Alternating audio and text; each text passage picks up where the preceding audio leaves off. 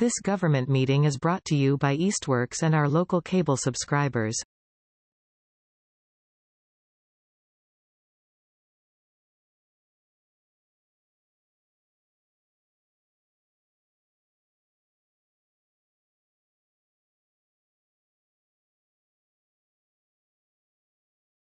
We are at 6:30, so I'll bring the meeting of the Rules and Government Relations Committee to order.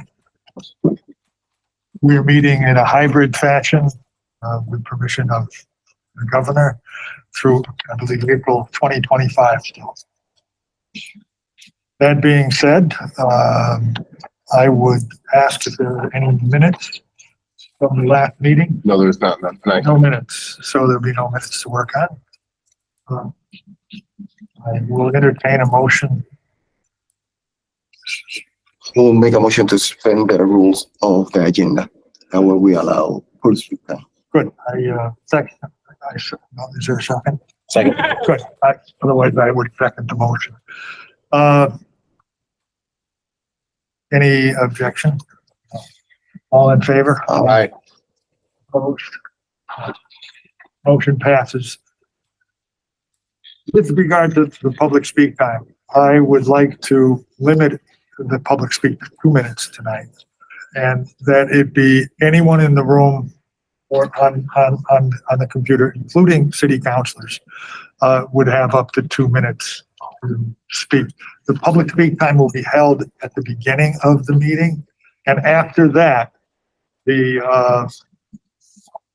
public is invited to stay and watch our discussion of all the subjects, but there will be no more public speak at that time. So I would ask everyone to just be patient and calm.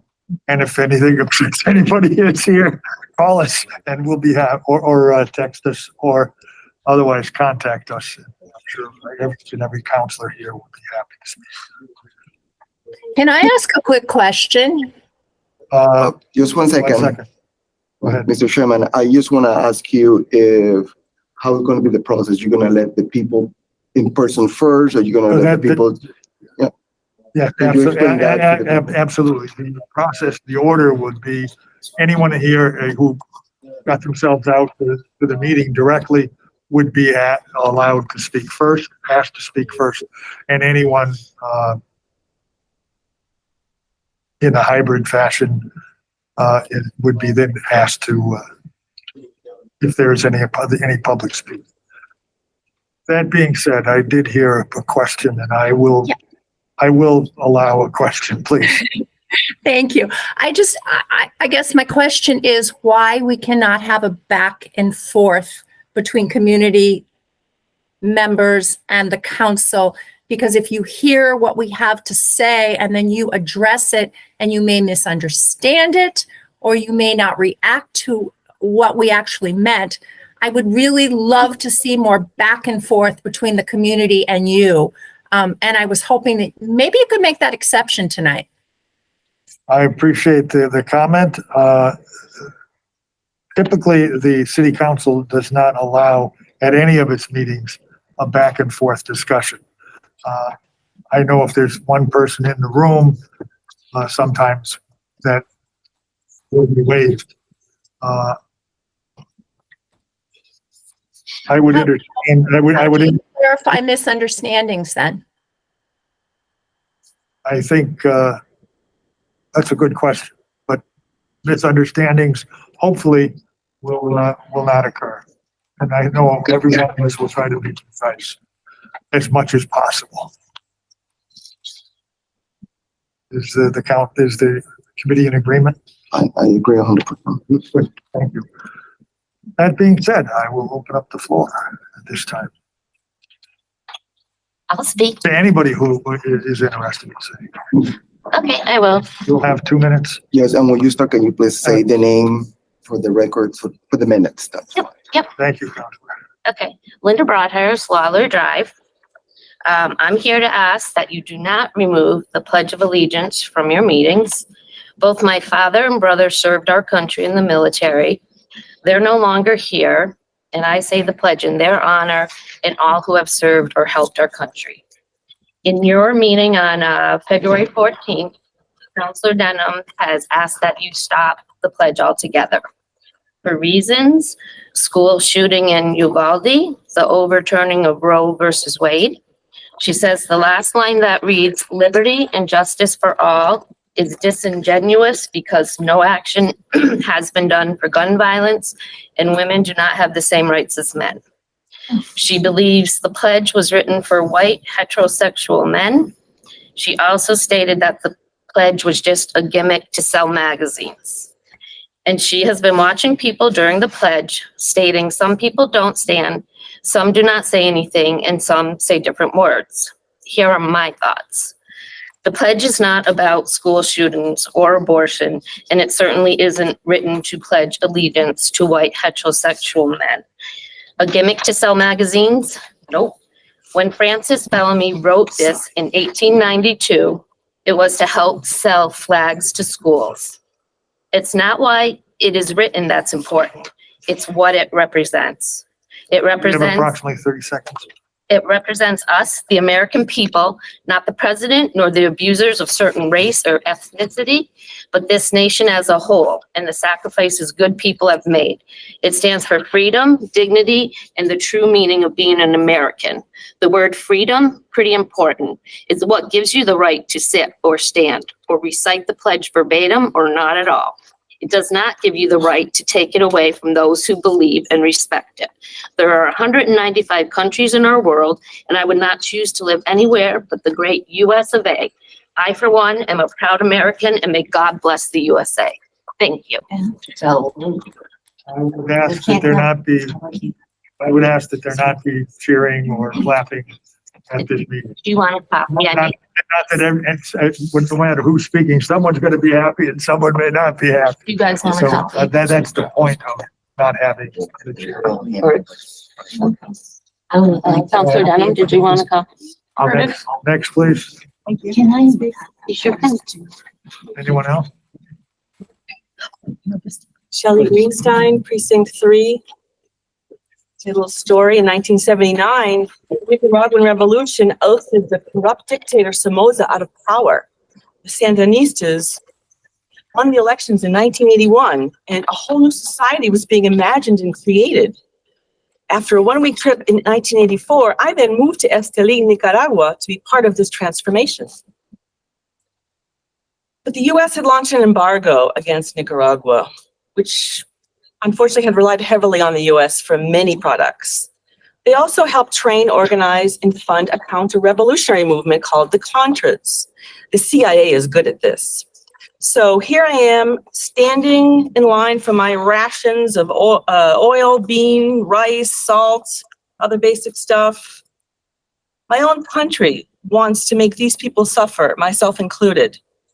In 1986 or 87, around there, there's word that the U.S. may directly bomb us. I guess the Contras weren't working hard enough. People were talking about building shelters, and we waited anxiously for those in charge to direct us. Fortunately, the scare was short-lived, although the Contra War and the embargo were still going strong thanks to the USA. Can you imagine, as an American, having to fear your own country because they didn't want Nicaragua to become an egalitarian and democratic country? This has happened dozens of times for the last hundreds of 30 seconds. years. So that flag is not getting my allegiance. I pledge allegiance to myself and to my sacred values of truth, love, freedom, and equality for all. We believe in freedom. We should be free to think and do whatever we want. And it's time to do some research on what the United States does around the world. So, thank you. What else? I saw your hand first at the end of the table. I'm asking that you not I'm move. going to ask again. I'm sorry. My name is Kathy Wazinski. I live on Overlook Drive. I'm asking that you do not move forward on the proposed rule change to have the agenda read the Pledge of Allegiance or a moment of silence. The Pledge of Allegiance is a community building activity that reminds us all of the ideals that we strive for in our communities. The The pledge also serves as a reminder of the sacrifices made by our citizens on behalf of this country. At no time is anybody forced to say the pledge. That is their First Amendment right not to say it. And I would support that for anybody. But also, we have a right to say it if we choose. While we say the pledge, we strive for the ideals in the pledge, we honor the rights guaranteed us in the Constitution, and we take on the responsibility of protecting those rights. Please do not change the rules.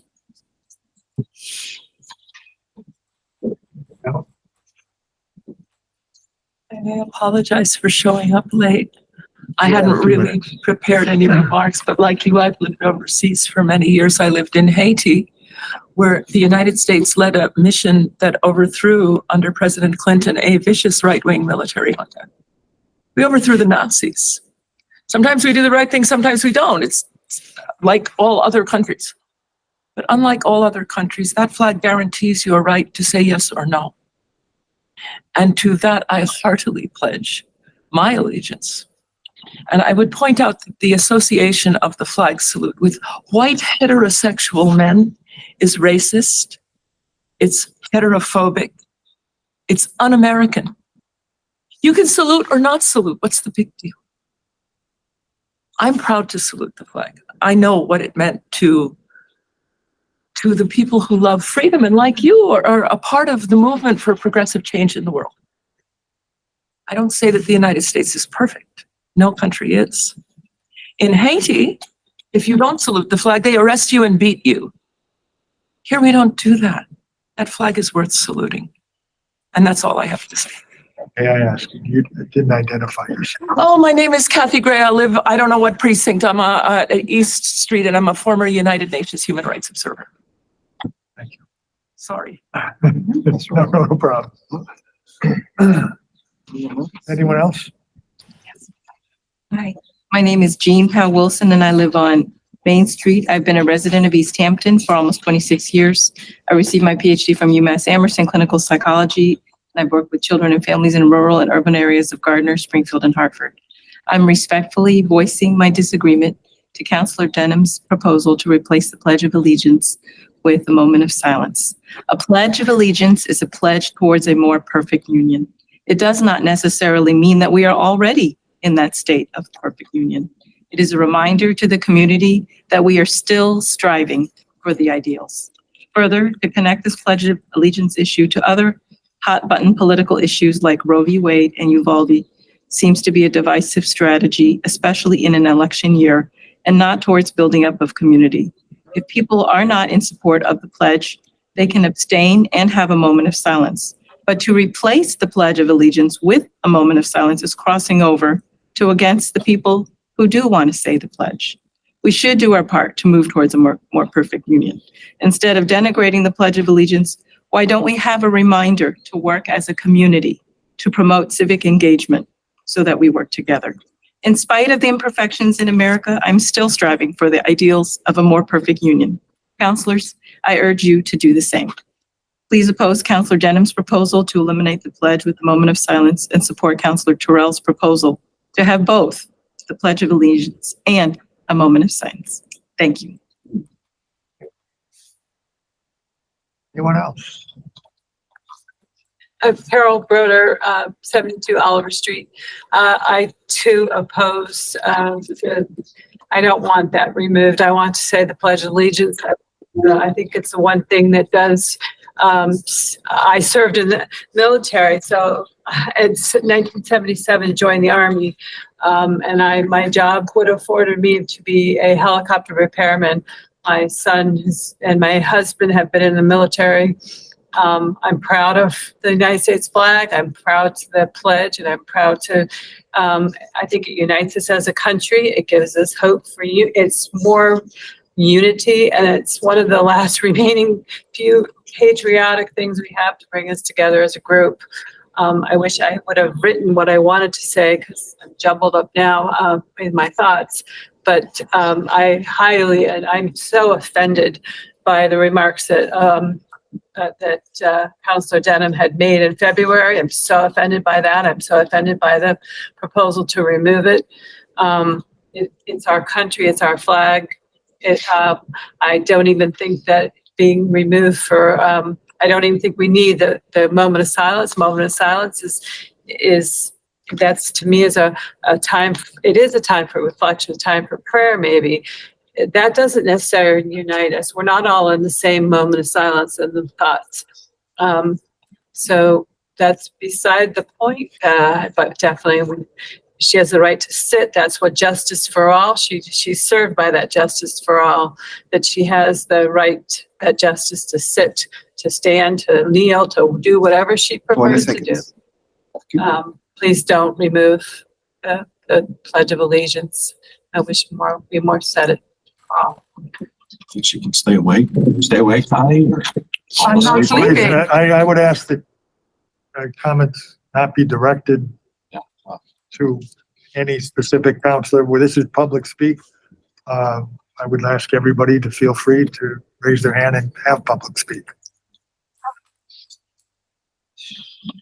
I see the hand. Thank you. And I'll show the face. Hi, I'm Jean Allen. I live in 10 Sutton Place, which is precinct 2. I've lived in Easthampton for 36 years now. And my father and grandfather both served in the military. But that does not make me willing to have a enforced pledge required at the beginning of a meeting, because there is a subtle pressure to participate. I usually kind of split the difference and stand, but don't pledge. But what's the difference between requiring prayer and requiring the pledge? We no longer require prayer in school, although I am a prayerful person. And many faiths will not allow them to pledge to any flag, whatever country, such as the Mennonites. And they are powerfully for freedom and for community. So I would say a moment of silence would be my preference. Thank you very much. Thank you.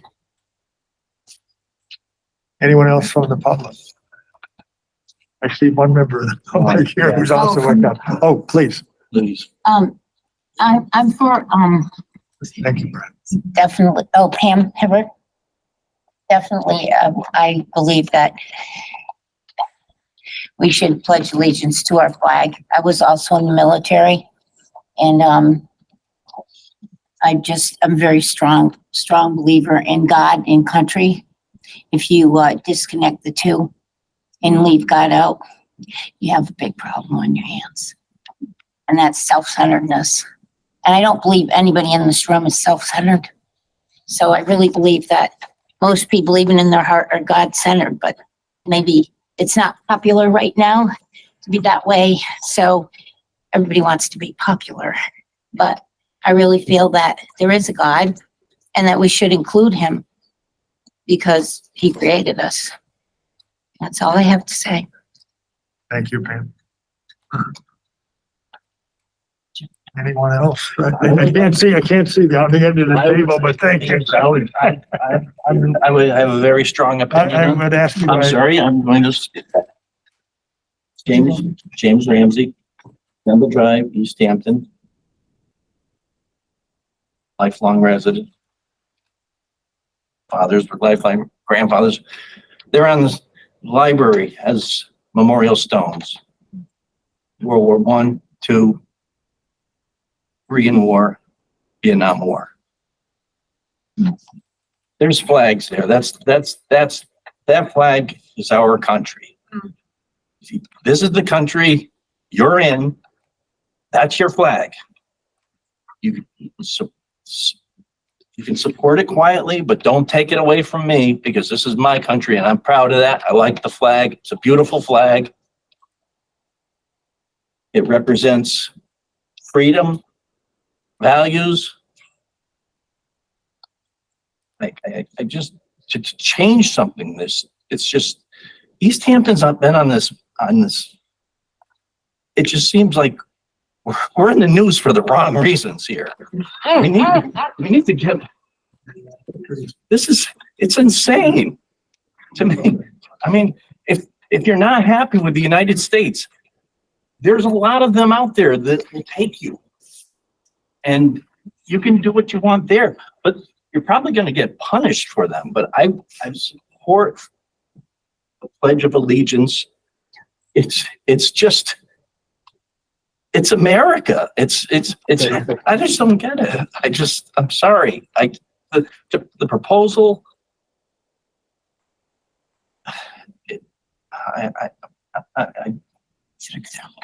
I'll leave it at that. It's America. Love it or leave it.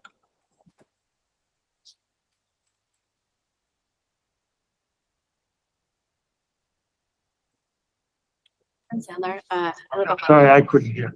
Jen Sandler, I live over on Williston Avenue.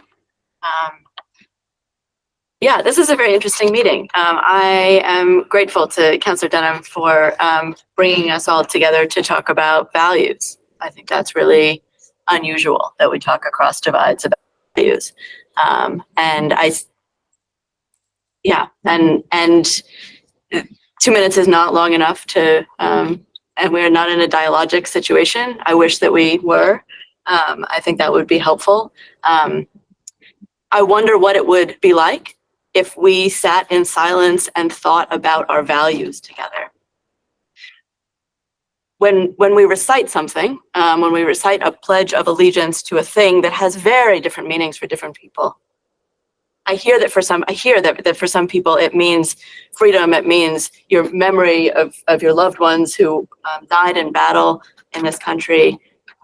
It means God. It means all sorts of things to different people. And for some people, it means aspiration to a better world. And for some people, it means oppression. And I know that that is hard to understand. But for some people, that is what the pledge has symbolized. That is what the flag has symbolized. And I hear you that there's a deep contradiction in us having the right not to pledge allegiance, not having the right not to pledge allegiance. And it is difficult when there is a pledge of allegiance and that is the norm. That's the requirement. 30 seconds. Yes. And so I guess I just want to say that I am grateful for this opportunity to have this discussion. I have chosen not to say the pledge for many, many, many years. And I sit in silence respectfully while other people pledge. And I respect that for other people, pledging has a meaning that has nothing to do with why I don't say it. I don't not say it because someone else, because I'm judging people who are saying it. And I do actually feel quite judged for sitting in silence. And so I'm grateful that I get to say that to you.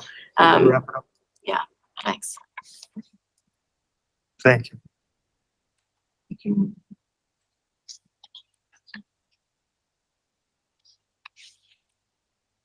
Councilor Riley, thank you for being patient.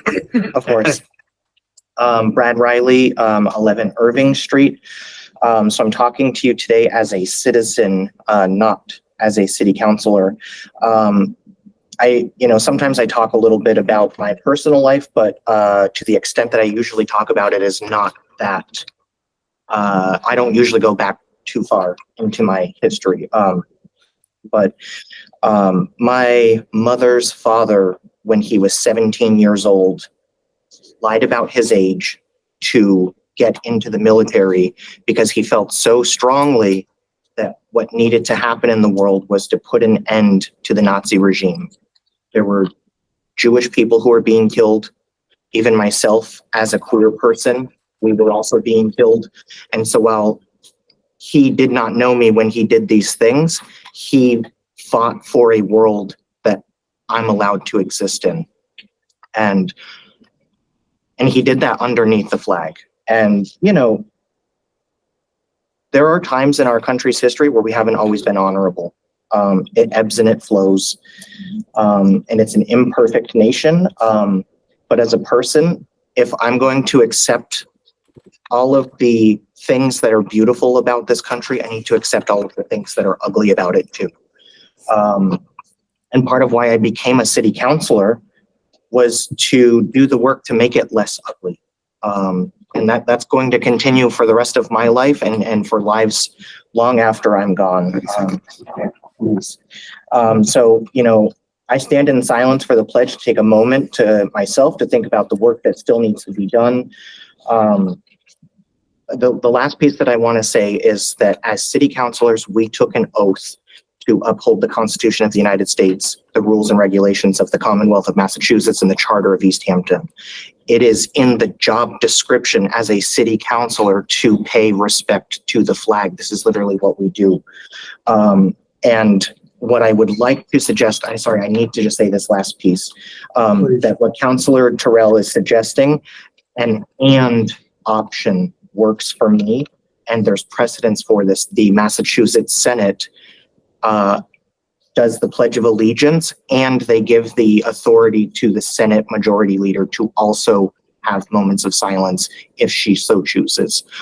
So that's all I want to say. Thank you. That's everyone. I would hope to hear from Councilman.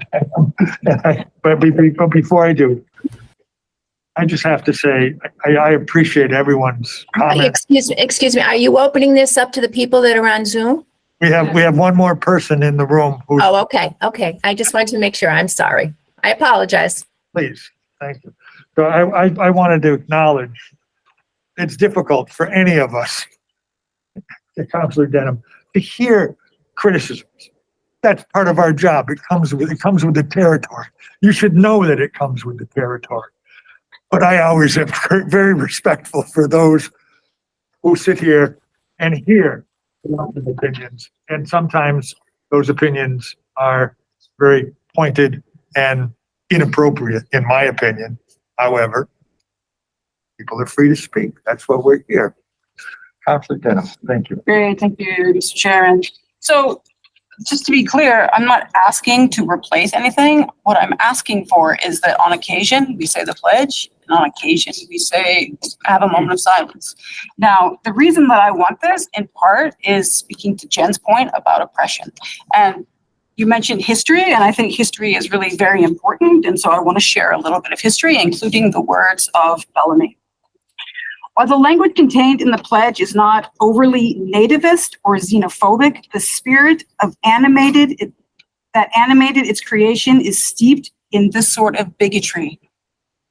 Through the pledge, Bellamy sought to, quote unquote, define true Americanism against the rising tide of Southern and Eastern European immigrants, quote unquote, pouring over our country, end quote, in the 20th century from, quote, races which we cannot assimilate without lowering our racial standard, end quote. That is from Bellamy. Decrying the character of, quote unquote, quality of these recent newcomers, Bellamy lamented that, quote, we cannot be a dumping ground of Europe, end quote. To him, quote, every dull-witted and fanatical immigrant, end quote, granted citizenship threatened the American Republic. To him, or far from the political outlier, Bellamy tapped its ubiquitous turn of the century nativism that made enemies of 2.5 million Slavs, Jews, and Italians. Nativists had approved of the mostly white immigrants who came from Northern and Western Europe in the 1860s and 70s, seeing them as skilled and industrious. But they recoiled at the darker immigrants from Southern and Eastern Europe, who were less likely to speak English and more likely to be Catholic or Jewish. That is what Bellamy was advocating for, was a true Americanism that did not include people of color. I'm sorry, there are people in our community who struggle with this. And what I am asking is for equal respect. That's all I'm asking for, is that let there be times where we sometimes say the pledge, which I do not have a problem with personally, but I'm also very cognizant of the fact that it makes people feel uncomfortable. Yeah, I just wrap it up. Yeah. And there are Can I ask where your source? No interrupt. The source, please, where you got those comments from? No I'm interrupting, curious. We're given 2 minutes. Smithsonian. please. Okay. We're done here. We now will open up public speak to the public. Please, one at a time. We will acknowledge someone if we see a hand either raised on the screen or at the bottom of the screen, there's a little hand for those who haven't done this necessarily before. I would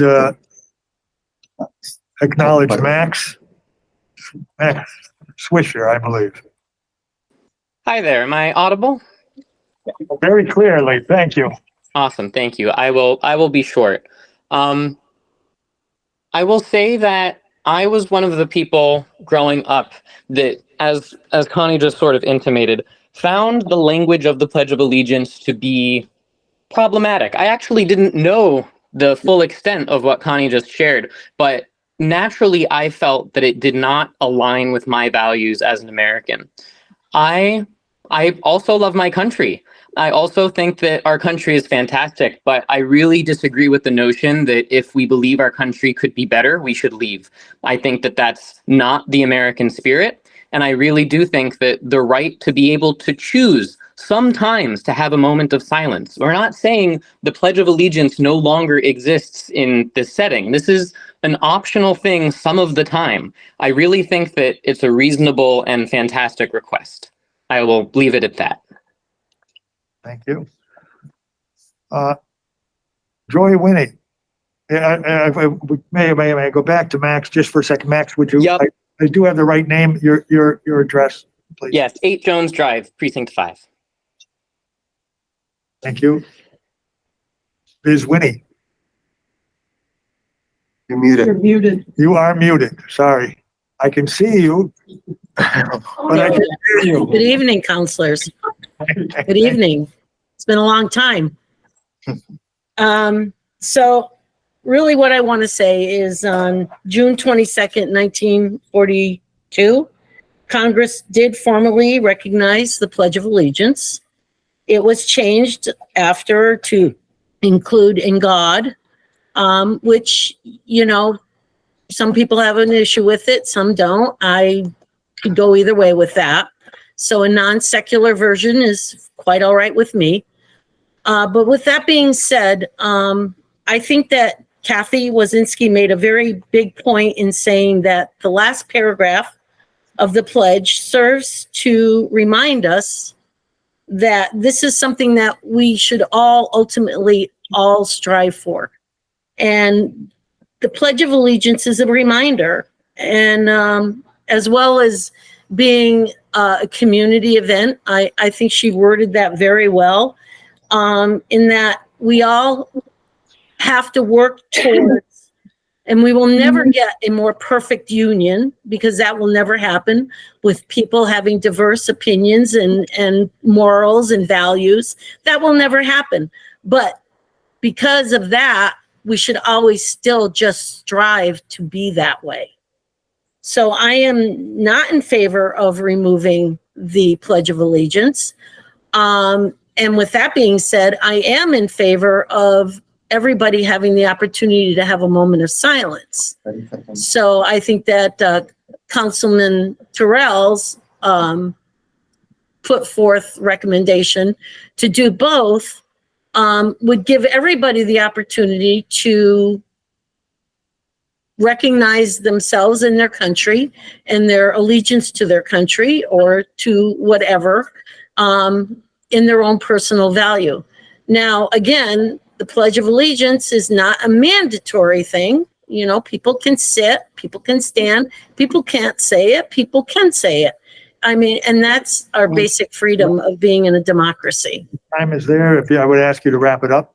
I'm wrapping it up right now. Thank you. Thank you. You literally were. Thank you.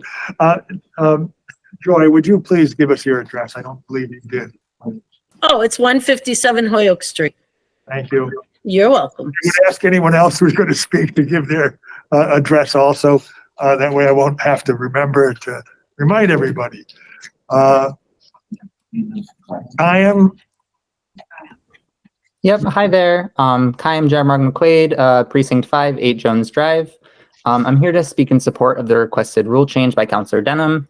I think the option to observe a moment of silence at the discretion of the council president is a meaningful step towards better representing the feelings of many in this community surrounding the pledge, me included. This is also just creating an option, not removing any freedom of those who still want to make the pledge, even during the moment of silence. Ever since I was a student at Center Pepin here in Easthampton and then on to Whitebrook and so on, I've never felt comfortable standing or reciting the Pledge of Allegiance. I always felt that declaring steadfast loyalty under the guise of fake promises felt extremely inauthentic. We know there is no liberty and justice for all. We know that our nation is not indivisible. We're more divided now than at any other point in American history since the Civil War. We need to be honest about our flaws and show humility and introspection. A moment of silence allows us to think about how we can truly fulfill those ideals and, how we can become better. Also, we already fly the flag at half-mast when there's a national tragedy or emergency, when we don't live up to our promises to each other. This rule change allows us to do the same with our words. So please move forward with the change proposed by Councillor Denham. Thank you. Julie. Hi, I'm Julie, and I live in Precinct 1. I wasn't actually expecting to talk tonight. I was just going to listen. But I just wanted to say a couple of things. While I respect Councillor Denham and your thoughts, I truly do. I think that everybody should be able to exercise their right to either stand or remain in their seat and have a thoughtful process that they want to go ahead and think about. But for you to take something away from somebody, and you're telling me you want to go either with the pledge or without the pledge. When you already can do that, you can already sit there. And if you feel uncomfortable, I'm sorry. I've lived in 2 different countries while I was in the Army. There were times when I didn't feel comfortable, but never would I instill my values on somebody else to prevent them from doing it. I would respectfully sit there. And if you were going to have a moment of silence, I would not interrupt your moment of silence. I would not take that away from you. And you have made some pretty derogatory comments towards the flag. I found very offensive. That flag, which will lay on my coffin someday, that flag that will lay on my husband's coffin someday, and my son's, I am insulted. Yeah. I'm sorry. You need to choose your words more carefully. 30 seconds. So while I do respect what you're doing, and I understand where you're coming from, if that is how you feel, but don't take away somebody else's right. That's not what we're about. A leader is supposed to build cohesiveness, not division. And it's very disappointing. Thank you. Did we get Julie's last name? No, we did not get Julie's last name. Just Precinct. She said Julie from Precinct 1. Julie, would you mind giving us your last name, please? Thomas. Thank you. Thank you. Patty, you're next. Thank you. Julie, you're a tough act to follow. I pretty much voice her concerns. I'm a military brat. My father served career Air Force 36 years, came to this country as an immigrant to serve our country. My brother served over 25 years in the Air Force, died of cancer because he fought in Vietnam, exposed to Agent Orange. My 2 boys were U.S. Marines, fought in Iraq so that they could have democracy and have the right to vote. I am a strong military person. I'm a military brat. That pledge to me is my respect to my family, to those that have died, who fought for our rights. The rights for you not to say the pledge and the right for me to be able to say the pledge. I take offense to many comments, as Julie said. I'm offended. I'm offended of the racist comments. I'm offended. When I apply for a job, you can't ask for sex. You can't ask for race, but yet we sit here and we discriminate against white males. I understand there's a lot of bad white males, white females, white there's bad people out there, but to generalize and discriminate is offensive. And I can't believe we've come to this. I guess, and the other comment that I'd like to make is people talk about being judged because you're not saying the pledge. I don't think so. When I say the pledge, I'm soul searching. What does it mean to me? I'm giving thanks. It's reverence that I have about the flag of this country. I'm not watching whether you're doing it or not. So stop thinking people are judging you. We don't judge. I'm sorry. Don't put that on us. Don't you dare. It's not okay. I agree with Councilman Terrell. We can both have what we're looking for. Don't take anyone's rights. I don't want to take your rights, but don't take mine. Please don't take mine. And I challenge this council to do the right thing, to respect all of us, to unify this community again, set an example for all of us so that we can try to, again, come together. And I apologize. I didn't say where I live. I will do it. I'm finished with, and Patty Cavalli. I live on Maxine Circle. And thank you. Thank you for your time. And thank you for listening. Carolyn Cushing. Yes, here I come, I think. Carolyn Cushing, 143 Main Street, Precinct 4. And I'm grateful for this conversation. I'm listening to people I'm hearing. I think I have three kind of main points. And the first is, I've been listening to people and listening to how important the pledge is and the meaning that the flag holds for them, their understanding of what the pledge means. And point two is, I don't share that, that the pledge speaks to me as something unifying or patriotic. For me, it does not. So we are different. We all part of the community. We are different. There are some parts, for me, like pledging to a flag, it's a symbol. I more pledge, if I think about it, like I pledge my allegiance to people, to the people who try and make this country better, from civil rights activists to people who served in the military. Also, God is not a word, the connotation. It is alienating to me. I think of God as male and female and finding God in the land. And so that just I hear other people have a different opinion of what God speaks to them. So I'm listening that. It's just, I don't share it. I might agree that liberty and justice for all is maybe the most inspiring part to make us keep working for it. We're not there. And sometimes when the not there part, some people are impacted more than others. And to hear it said, it brings up being left out of that. So then my third point is we are very diverse, obviously, just our opinions here, so that the city council and coming to your decision of what to do needs to be a practice and a model, and like your strong speaking about how all our different ideas about. Wrap it up, Carolyn. Yeah. The time is up.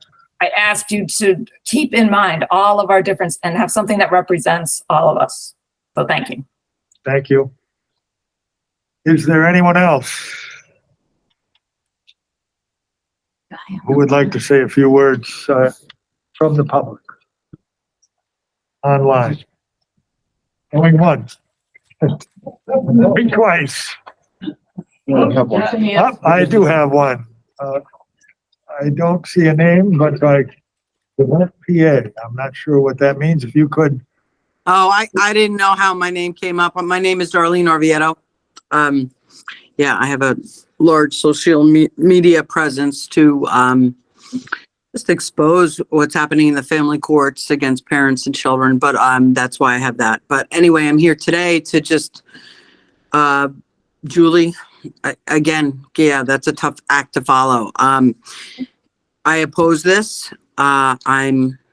How did we get here? This is so sad to me. I think there's so many people that are so misguided, and I invite them to go live in a place where they can't have any freedom to honor those and honor their country where we're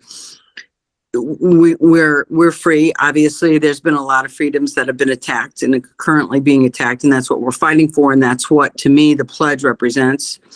And your view of God is a very personal thing, obviously, but I'm very sad for anyone who finds that name or that term offensive.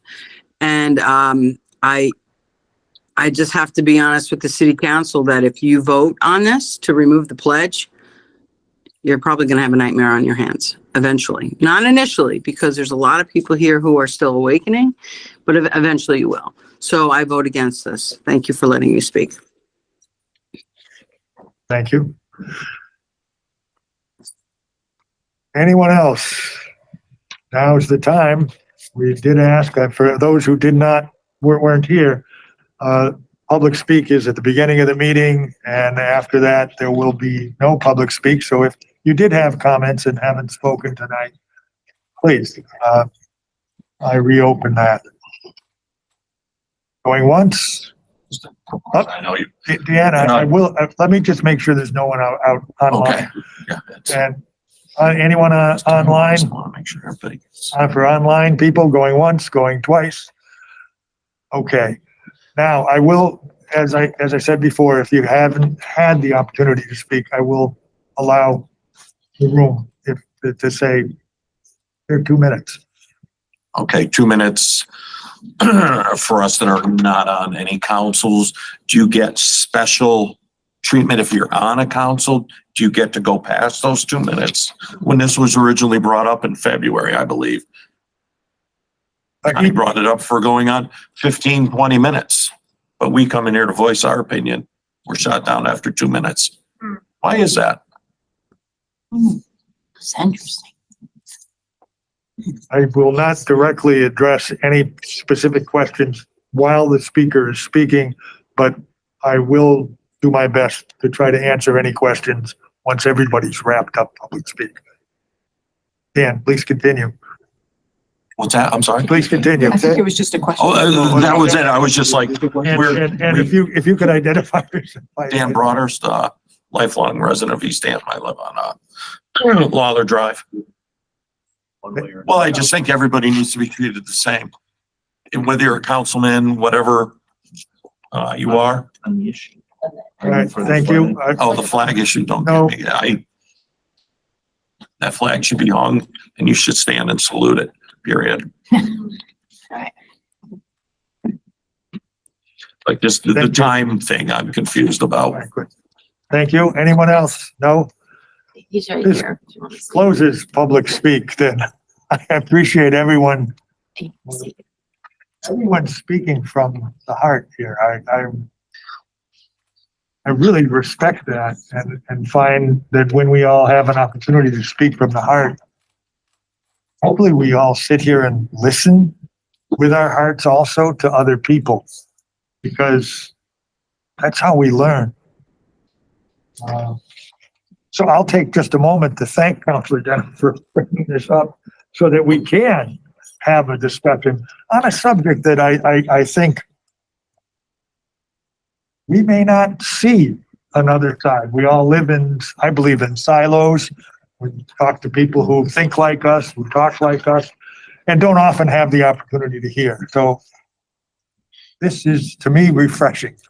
To answer Dan's, the question that was raised.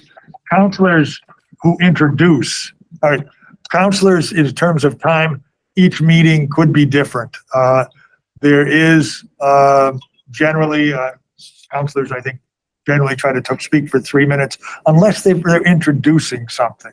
If they're introducing a matter and that matter is coming, the explanation is there so that anyone who participated in developing the idea has their input heard because the counselor expressed themselves. So it's not unusual to allow people to speak longer. If they're the one to introduce, if they're the counselor who introduced the matter.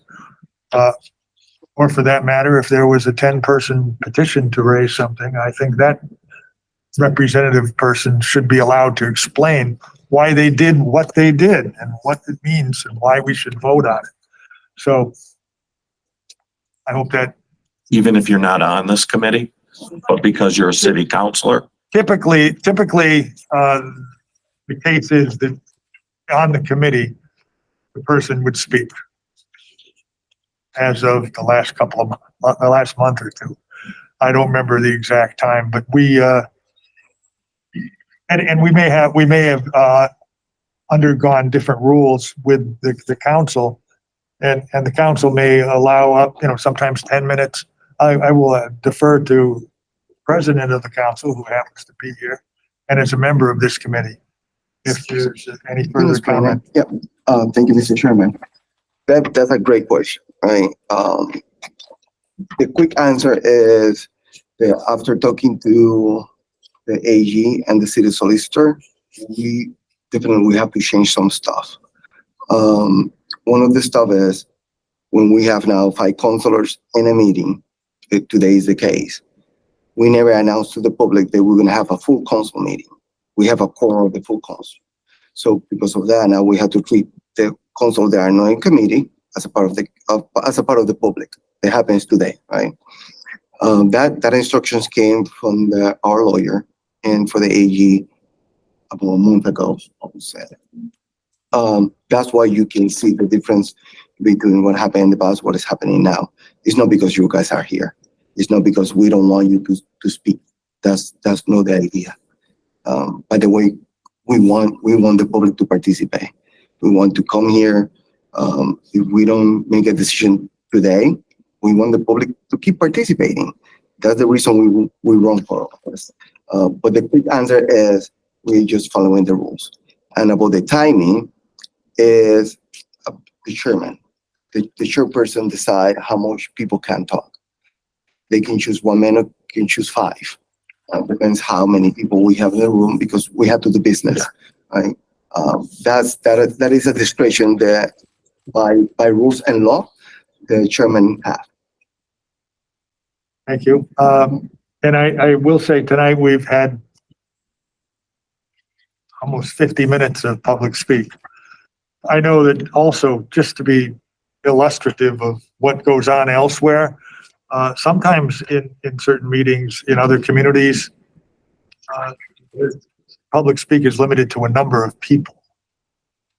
3 people, 5 people, 10 people. It could be limited as to the time. We allot 20 minutes to public speak. We allot 30 minutes to public speak. I personally have a preference to allow a number of minutes, allowing each person to say something. That's my personal preference, and as chair, that's how I will run things. That way everybody gets to say something. I see someone who wants to say something. And one more thing that I want to add is it's important from us to be clear with the public, right? We never told the public as a large that we're going to have a public hearing going back and forth with the community, right? And we shouldn't be doing that if we don't tell the people that we're doing it, because everybody should have the same opportunities. Like that's what you've been asking, right? Yeah. And to be fair with everybody, that's what we're doing today. Everybody have the same time. It's no public hearing. We're not going to go back and forth with people. And this one, people will say, hey, but you answered the question, right? I think we answered the question because it's a rule. And we want to be sure that everybody understands the rules and why we are following the rules. And that's we are not going back and forth with you guys. It's because we never told anyone that we're going to do it. And it's always to protect the public at large.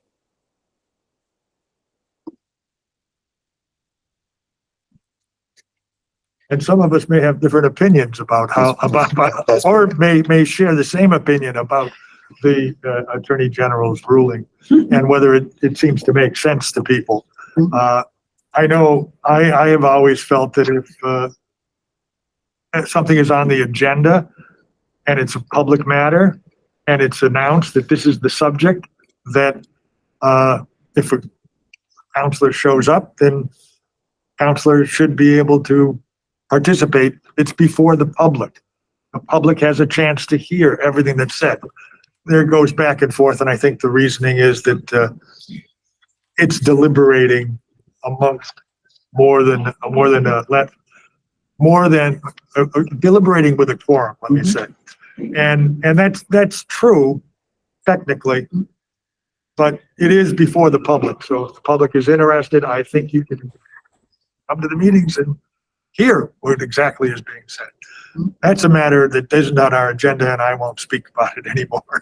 But just to kind of bring us up to date. Thank you.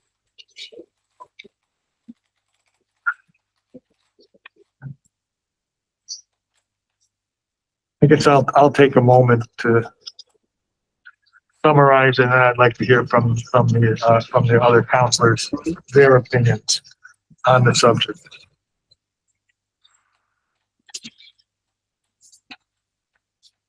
If we listened carefully, we heard things that we may not regularly hear. We hear how people view the flag and how the flag can mean different things to different people. And pledging yourself to the flag can mean very different things to different people. I'm sorry, I don't mean to turn my back.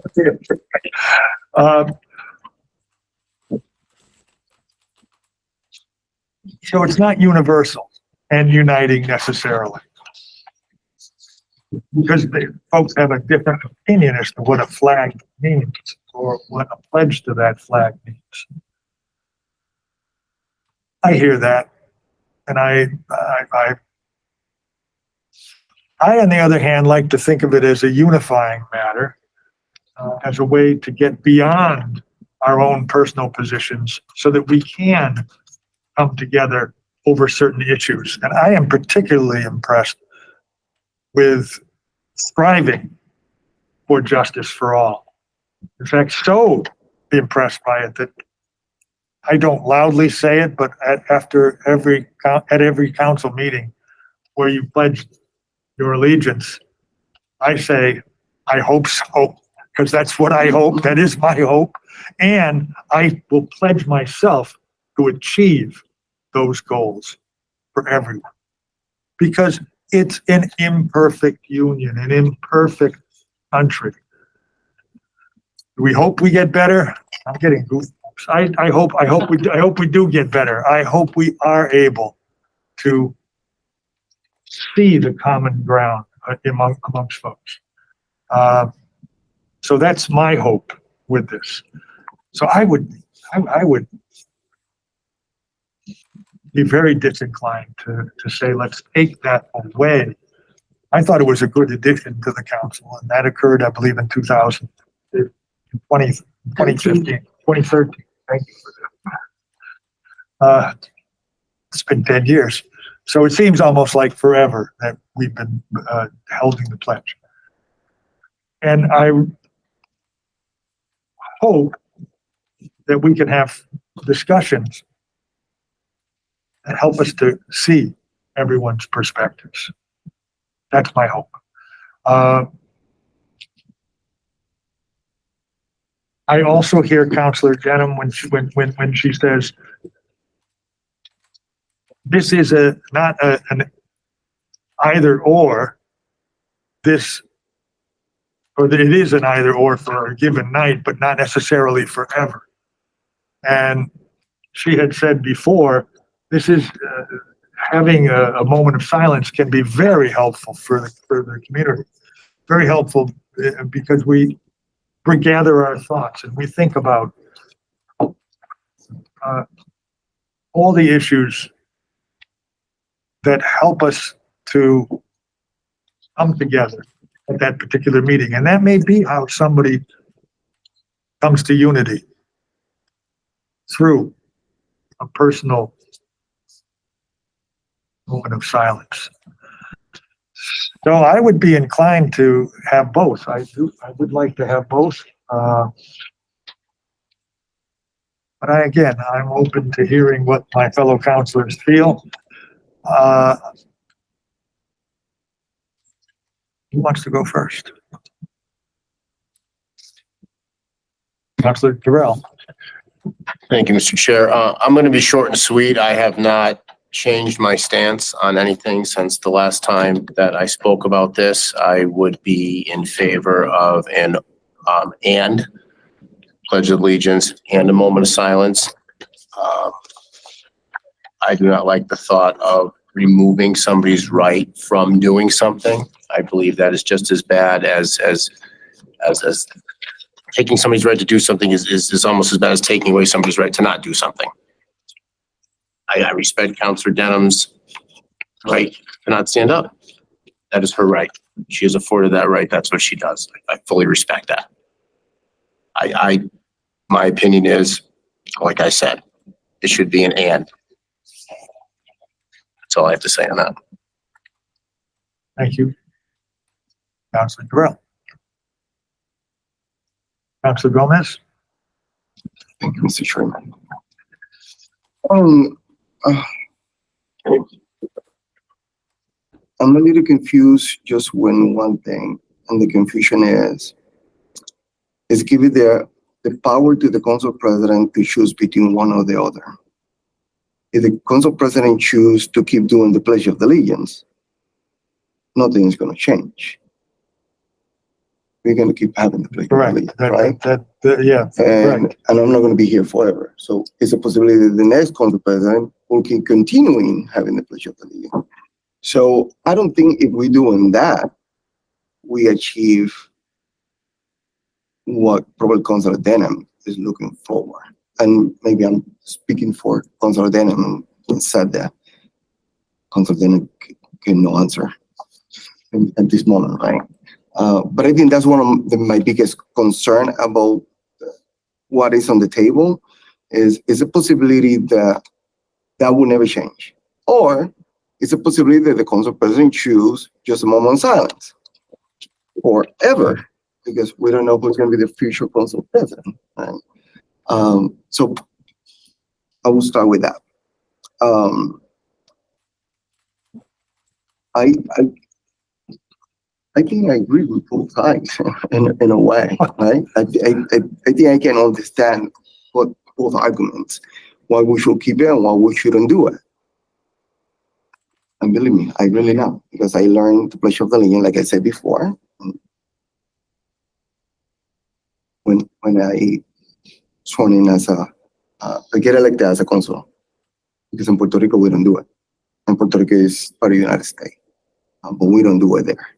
And I think probably because the language, I don't know, that's a possibility. Of course, my dad knows the pledge because he grew up in Philadelphia. I know, and at the same time, I recognize the pledge is really important for some people in our community. And again, for the other side, I understand that could be problematic for the other side of the community. I don't think we have a easy item in our table. This is something that is important for both sides, having it or not having it. I don't mind having both. I do not. I respect people's rights. I do. Definitely, some people in our community don't. And we saw what happened at the last meeting. And I'm glad the people here are really respectful, but that not necessarily it happens all the time. People could be disrespectful because they don't accept that other people have the right to do whatever they want. And that is the concerning part. Now, again, if a consular or person at the consular chambers choose not to do it, if that person is going to be attacked. And that is the most concerning part, because we live in a country that is free. That's for sure. We live in a country that is free. If I may, but we should respect people.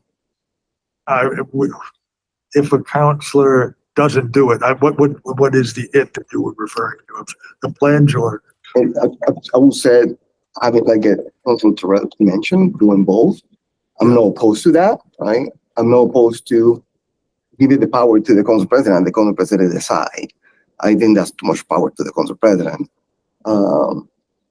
Because again, we don't know who's gonna be the next council president. And we don't know their values, what he or she's gonna do, right? I think that is giving too much power to the council president to choose something. I think that's what we have rules, and the rules are clear. We do one thing or we don't do it. We're giving the power to the council president to choose between 1, 2, or 3 things. I think open a box me personally, I don't want to go there.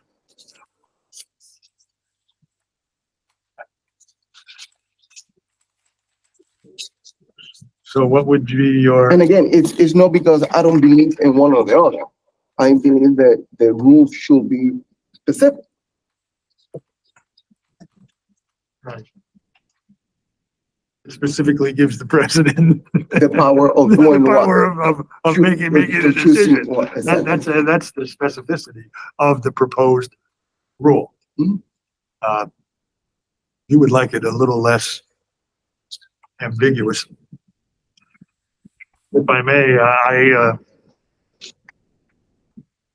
I see the benefit of having some specificity. And the reason is, I think anyone could be in the council president's seat, and that person may or may not be someone who thinks like these people or those people, or even listens to other people. Hopefully that never happens, but you don't know. So I think to leave something like this up to the council president is a mistake. That's why I am certainly in favor of the idea that we insert maybe a 2A or bump the numbers down to add moment of silence as another item. I'm not sure, unless we think that the words Pledge of Allegiance and moment of silence kind of go together, and maybe they could fit on the same line. That's a technical kind of thing.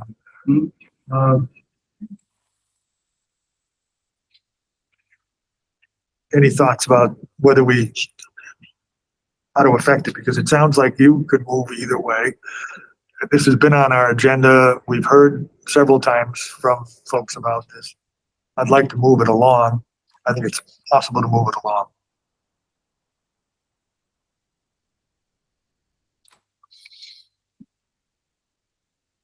Two and moment of silence, or 2A, moment of silence, just to give it its own separate heading, or bump all the numbers. Or we just send it back to the council with no recommendation. We always have that option. We always have that option. However, let's open to the council and leave it open to the full council to discuss and make that decision. I think whether we send it back or we don't, with a recommendation, it always is the council's prerogative to represent the community and to make that decision. Because I was going to say this later on, the committee makes a recommendation. It does not decide the issue. The committee recommends to the council a way of proceeding. The hope, as always had been with previous councils, had been that this committee setting was the place to kind of vet things, get all your ideas out, discuss them.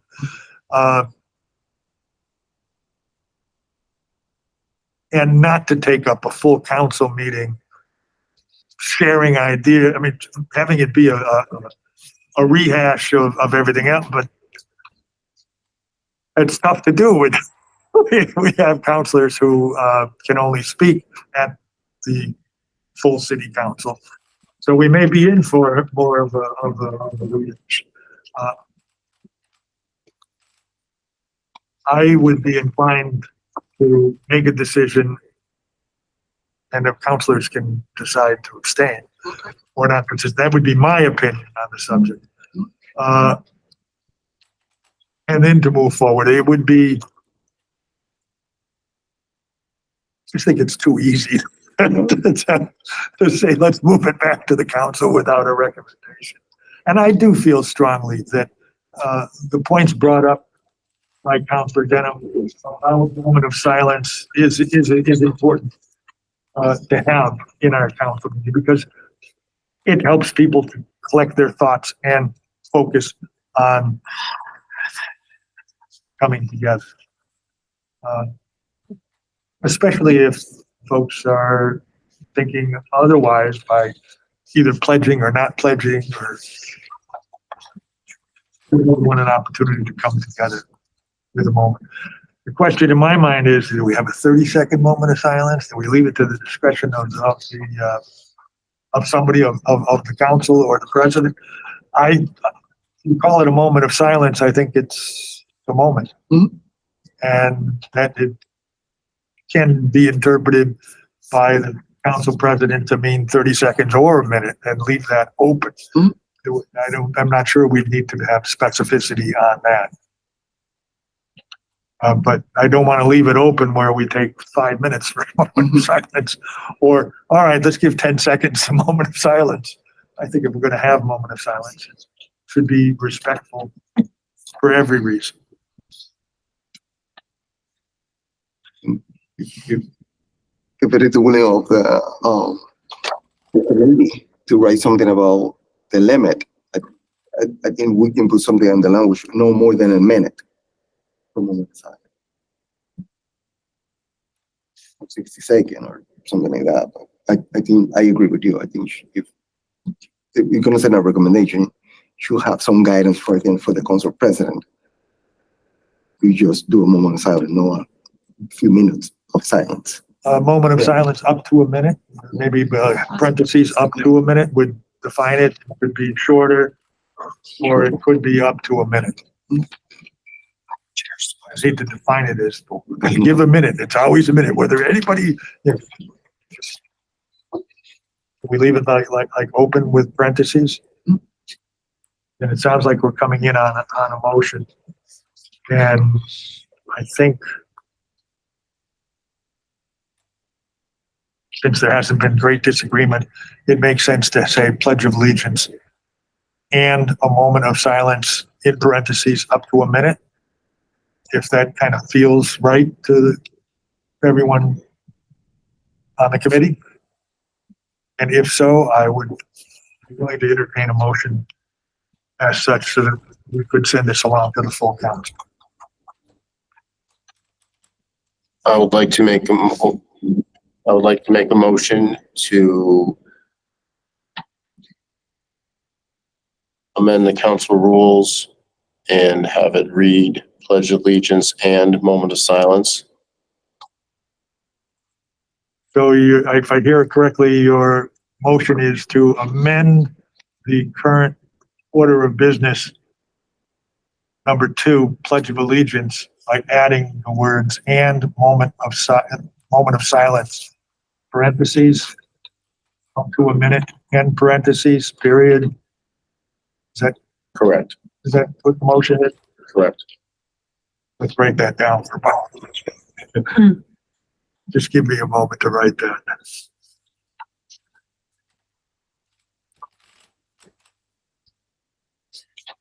And again, if we decide to move forward with that, this is only our recommendation. Just recommendation for the committee. Is there any further discussion on the subject? Another second. I'll second. Oh, sorry. Thank you. We have a second. Any discussion? All in favor? Aye. No opposed. We will make that recommendation to the council. And hopefully that, I think the council, if they had all had an opportunity to be here, that they may be more inclined to see the relevance of our recommendation, but who knows? For the public. For the public. If they want to participate at the next meeting, the voice is going to be at the full council. The only opportunity that you're going to have to talk about this is going to be a public speak time. It's not public hearing. So as soon as we open the meeting, we're going to have a public speak time, and that's when people can participate. Thank you. public hearing being a defined time on the agenda where the public is allowed to speak specifically on that subject only, and it's during the meeting at the public hearing. That's not the case here. Thank you. We also have on our agenda a matter of the ranked choice voting. And the two proponents who were very much involved, I feel the loss of their presence on the subject. But I would like to say a few thoughts about it. I had thought that we would start to narrow this down in terms of the number, selecting the options, option 1A or B, 2A or B, C, and 3A or B, I believe it was, that were given as proposals in the draft. I just would like to go on the record as saying that, at least at this point, I certainly am a fan of brevity on the subject, and I'm not inclined to go with 1A, to put that on the statement, but that 1B summarizes, doesn't get into too much specificity. I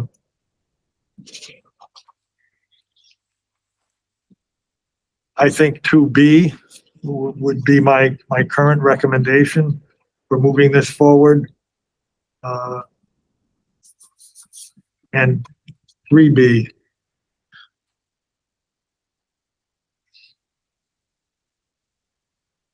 I don't know how everyone else, whether you happen to have a copy in front of you or how you all feel about that, but I also had one other thought that I think Amherst had done in setting up by charter a commission to study the subject. They had written into their charter that appoint members of the committee. And I kind of like that, as opposed to having it be the council president who selected, no offense. But Too much power, who's again, too much power, yes. And I also, talking about too much power, realized if we're going to do this, maybe it makes sense to have the mayor's input on the subject, that the mayor allow at least one appointment in the process. So I would like to be able to make that change, and I'm reluctant to make any change tonight. I'm willing to hear more about either criticism or comments on what I've said, or your own thoughts on the ranked choice voting. Thank you, Mr. Chairman. First, I'm not going to criticize anything. Oh, I just I would feel free to. I just want to let you know that our city clerk that is in charge of the elections, she received this yesterday. And that's why I didn't bring anything with me, because I want her opinion on which one it would be the best for her to deal in the election day. And her expertise being a city clerk and working with the election, I think is really important for me to know what she thinks will be the best language to put in the charter. Point well noted. And the second one is, what is the specific job this committee will have? If we as a council will choose this language, what that committee is going to do? If we create that committee.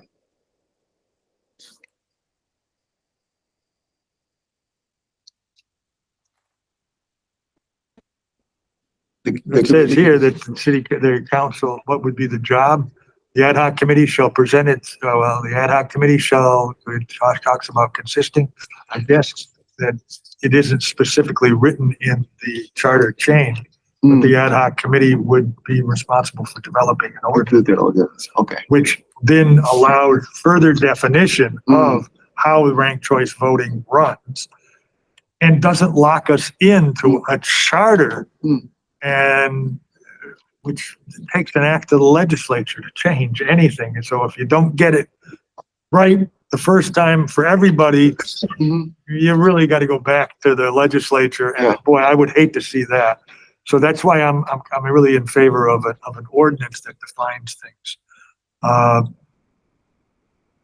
I also will mention that I had a conversation with the mayor, because I realized the mayor I don't think she's attended any of these meetings.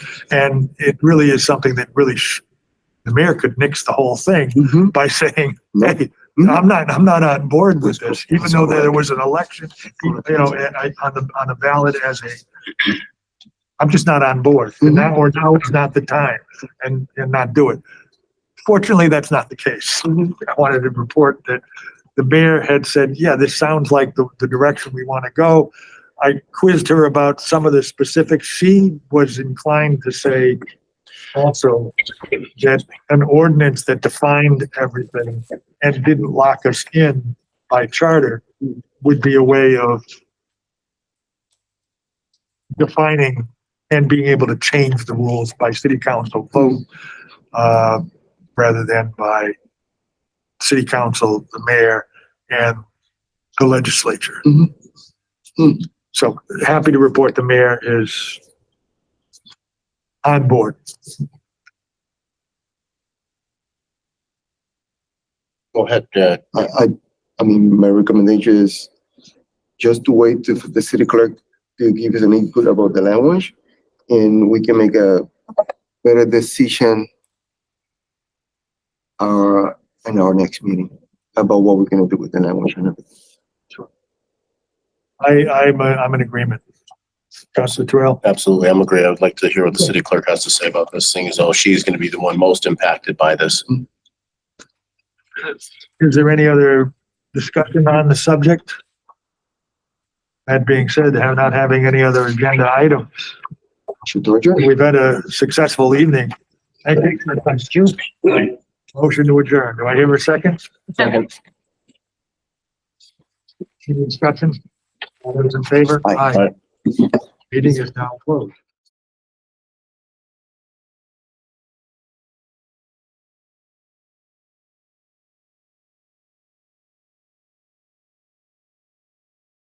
This government meeting is brought to you by Eastworks and our local cable subscribers.